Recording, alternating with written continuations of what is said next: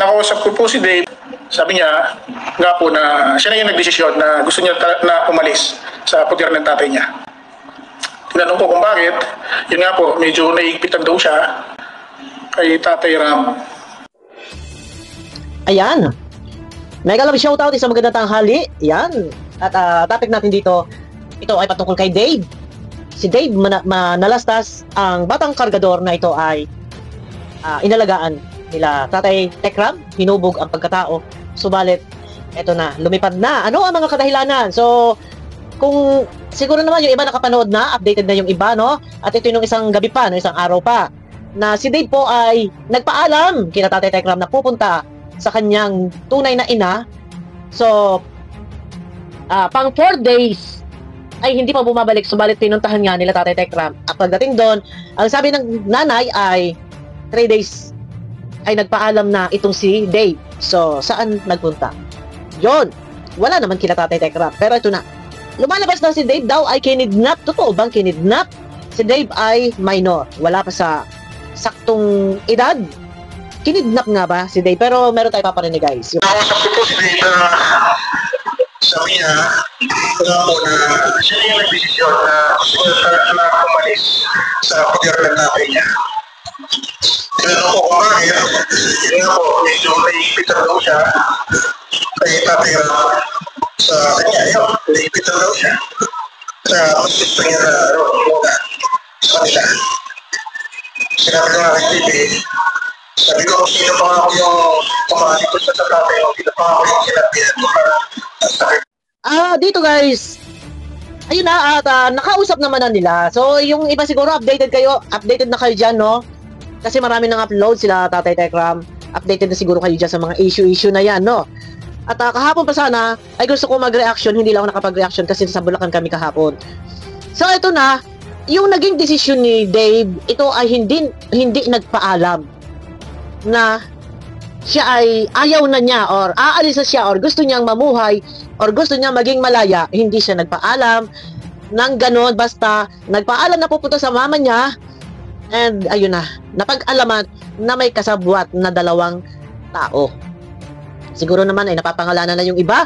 May sinisigaw ang mga viewers sa bawat live, sa bawat mga nag-reaction. Ang isinisigaw ay yung letter F at letter D. So, alam na naman na ninyo siguro yan. Yung isa ay nagngangalang Daisy. Hindi natin apelyidohan, no?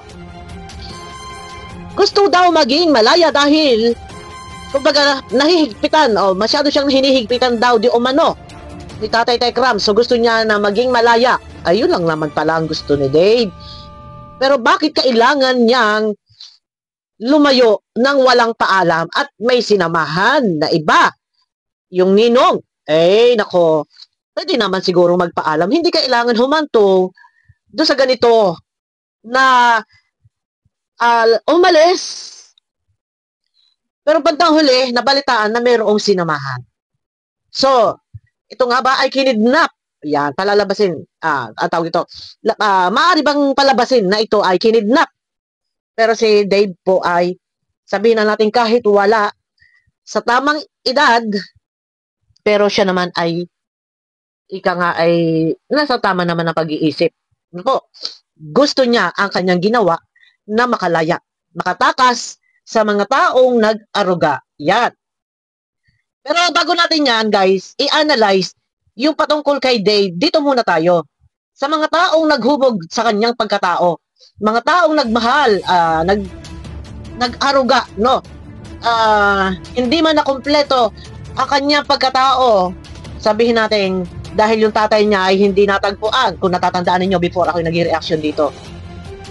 Ang tatay niya ay hanggang sa ngayon ay hindi natagpuan. At yung isang tatay na lumalabas na di umano'y tatay niya na kinilalang tatay na yung na-stroke, yung stroke, yun po ay naipa-DNA test noon, subalit ang lumabas po ay negative. So hindi hanggang sa ngayon po ay hindi po nakilala yung kanyang tatay. No, kasi maraming tinuturo si Nanay Apple na iba-iba yung tinuturong pangalan. So dito muna tayo guys para hindi maghalo-halo ang ating topic.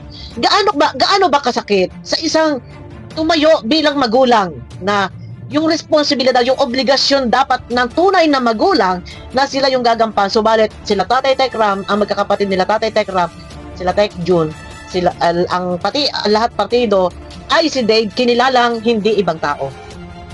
Ibinigay ang lahat ng pangangailangan itinuring na anak, subalit bandang huli ay eto na malalaman nila na ayaw na sa kanila ni Dave at gusto nang mamuhay or makatakas or maging malaya dahil gusto nang mamuhay mag-isa or meron man siya puntahang kasama niya or gusto niya maging malaya dahil di umano ay masyado na raw pong hinihigpitan ni Tatay Tekram. Ito, no, dito muna tayo. Masakit para kila Tatay Tekram ang mga pangyayaring ito dahil kung yun lang naman ang problema ni Dave na siya ay nahihigpitan, ay bakit hindi nagsabi na ako po ay parang nahihigpitan na, hindi ko na po ito kayang ganito. Parang mas gugustuhin ko pang maging malaya, bumalik sa aking dating pinagmulan na ako ay nasa lansangan o nagbubuhat ng mga kalakal, ay napaka-basic naman. Pero bakit kailangan humantong? Na para pag-traidor ang nangyari, na di umano nga ay may sinamahan si Dave na tao. Yung tao na sinamahan, yung ninong, ay labas-masok sa pamamahay nila Tatay Tekram, pero bandang huli nga ay, ayun na, no, na si Dave at saka yung ninong ay nagsabuatan daw kuno. Eh, alam natin yung mga pangalan, pero wala tayong babanggiting pangalan dito ng mga ninong dahil, syempre, hintayin muna natin na magsalita mismo yung tinutukoy na kasabwat, no? Si Nanay Apple ba ay kasabwat? Alam ba ni Nanay Apple? Naku, nagkakasigawan na po talaga, no? Nagkakagulo-gulo na sila. Pero ito, doon muna tayo para hindi tayo maghahalo-halong topic. Medyo masakit talaga sa part nila Tatay Tekram. Kasi, sabihin na natin, hinihigpitan si Dave. Ano kasi si Dave, nag-aaral. So, alam niyo yun, ilang taon pa, maliit pa, si Dave nandyan na itinuro ang lahat, ibinigay ang lahat, yung kagandahang asal, yung salita ng Diyos, ay sana'y maintindihan mo, Dave. Bilang isang magulang, tumatay yung magulang na nagmamahal sa iyo, ay walang magulang na ikaw ay gusto yung mapahamak. No, aywan ko lang sa ibang magulang, aywan ko lang sa nanay mo, na tunay, na si Nanay Apple at ikaw ay pinabayaan na naging kargador. No. Ang tunay na magulang na nagmamahal at nagmamalasakit sa anak, ayan ay gusto ay maisaayos ang buhay mo. Na i-guide ka. Kung ikay nahihigpitan, pwede ka namang magsalita. Pero hindi naman siguro yan paghihigpit. Dahil sila Tatay Tekram ay mayroong magandang plano para sa iyo. No. So, sa bagay kasi si Dave ay nang ito matagpuan nila Tatay Tekram, medyo parang develop na yung isip niya, alam na niya yung ginagawa niya kasi nga naghahanap buhay siya sa pamamagitan ng pagbubuhat ng mga kalakal. So, naging ano siya parang yun yung kanyang hanap buhay. Medyo parang na-mature yung isip niya doon sa ganung klase sitwasyon ng paghahanap buhay. Parang siya yung batang matatag, siya yung batang malakas, siya yung batang sanay sa hirap, siya yung batang sabihin natin matigas din na din ang puso ng panahong iyon. Dahil wala siyang tatay, yung nanay niya halos pinabayaan siya. Nakatira siya doon sa isang may umaampon sa kanya. No. Medyo sana kay Dave ay ma-realize mo kung bakit ibang-iba ang pagtrato sa iyo nila Tatay Tekram. Mahal ka nila. Hindi mo kasi na-experience na naranasan ito sa tunay mong pamilya na merong nag-care, na merong nagbabawal, no? Na merong nagdidisiplina. Hindi mo naranasan yan na panahon ikaw ay maliit pa, na ikaw ay kargador. Dahil wala kang nanay, wala kang tatay. Salamat dahil meron na Manalastas family na nandyan na nagmamalasakit. Ibig sabihin, yung paghihigpit sa'yo, hindi ito parang yung kinulong ka sa isang hawlang walang kalayaan. Diba? Meron man sinasabi ng ibon man, may layang lumipad. Yes, ikaw naman ay may laya. Ba? Hinahayaan, pinapayagan na magmotor ka or mamasyal ka, payagan ka na hindi kasama ang Manalastas family, sila Tatay Tekram, pinapayagan ka. Pero ito na, hindi mo dapat iisipin na isang paghihigpit iyon. Isipin mo na ayaw lang nilang ikaw ay mapariwara. Ayaw lang nilang ikaw ay mapunta doon sa kapahamakan. Ang gusto nila, lumaki kang may disiplina, lumaki kang may takot sa Diyos at kumakain ng salita ng Diyos at yung paggalang, pagrespeto sa magulang, nagiging masunuring bata. Dapat yan ay iyong pinahalagahan.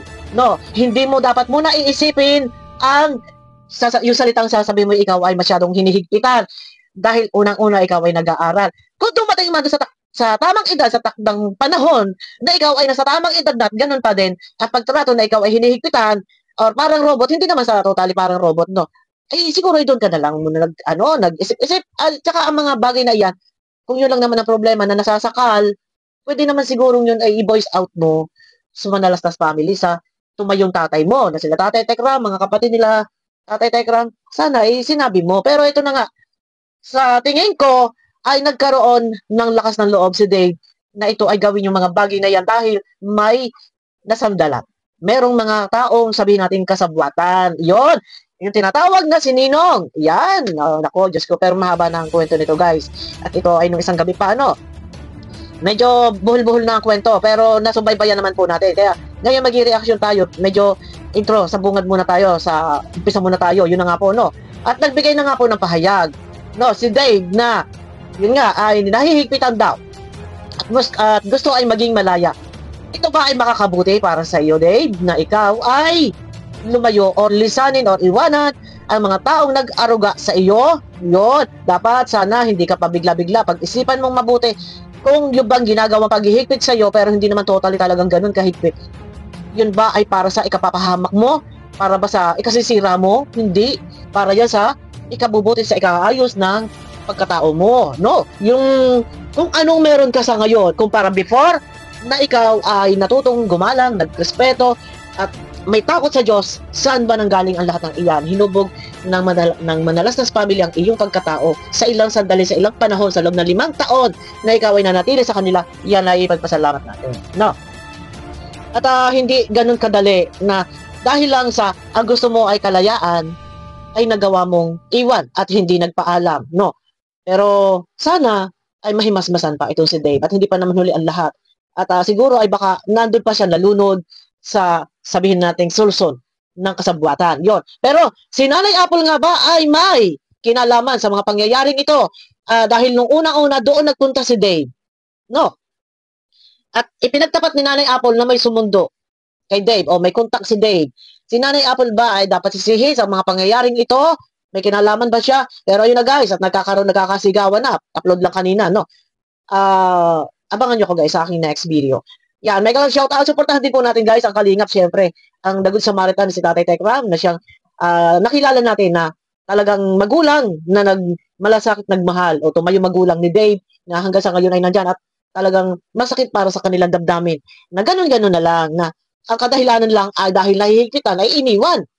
At wala na, ayaw na, gusto raw ng kalayaan. Tama ba to? Tama ba to? Gusto lang pala ng kalayaan. Eh, bakit kailangan naman itong sa gano'n? Ayan na guys, abangan nyo ako sa aking next video. At medyo masalimot na ang kwento, no? Ano sa palagay ninyo, ito naging desisyon ni Dave. No? Pero ang dami sumbat guys, ng ibang mga viewers na nanonood kila Tatay Tekram. Sinasabi nila na si Dave daw parang, ano na, yung walang utang na loob. Expected na natin yan. Ganyan talaga guys, ang mangyayari. Ang lalabas na salita, yung pinaka madaling salitang kadalasan binibigkas ng mga tao na walang utang na loob. Yun, iyan, common na po yan na sinasabi. Pero, ayun na, parang wala daw utang na loob. Si Dave kasi ay minor pa. No? Siguro ay, baka ito'y nalunod pa sa sulsol ng iba. Or kasi meron nga siyang nasandalan. Meron siyang, yung ninong niya na pinagtiwalaan nila Tatay Tekram, pinag-drive siya, laging kasama, eh, maaaring nasulsulan. So, may girlfriend si Dave. Yung medyo marami, masalimutan guys ang mga kwento. Medyo mahaba-haba ang kwento. Abangan nyo ko guys sa aking next video. Paki-click naman po ng thumbs up na sa ganun na swak sa panlasa ni YouTube. Pero mag-iwan ako ng tanong. Kayo guys, ano sa palagay ninyo? Anong masasabi ninyo? Si Dave nga ba dito ay lumalabas na walang utang na loob? Yan. At ang dahilan ba ay gusto lang maging malaya? O meron pang iba? Ano sa palagay nyo guys? Yan, iwan ko sa inyo tanong, comment lang kayo guys. No? Yan, abangan nyo ako sa aking next video.